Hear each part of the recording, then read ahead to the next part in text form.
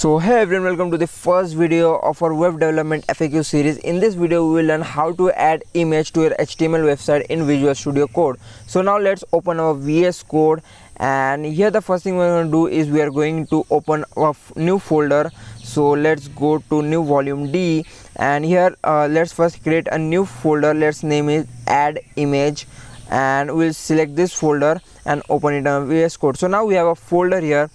Okay, then let's create our first file, which is index.html, and we'll just type shift exclamation mark to get the skeleton of our HTML, and let's give some heading to our website. This site contains cat images.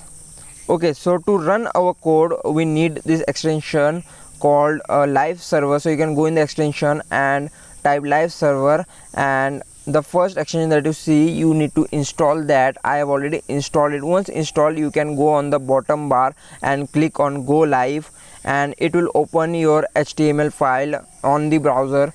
So as you can see, it's showing the h1 tag. To include images to your site, you need to use the image tag in HTML, and to link the image we need to use the src method, and we can just put some random URL. So we can just search for cat image, and let's get this one. So we'll go on this site and copy the image link. So we can paste this image link in the src and just complete the angle brackets, and done. So now we should see the cat image on our site. So as you can see, it's working.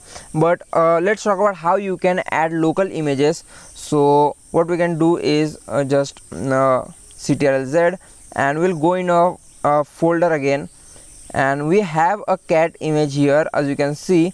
So we can just drag and drop this cat image in our folder, and we have this here in our VS Code. So you can see that preview, and we can just type cat image.jpg, and it will include the image.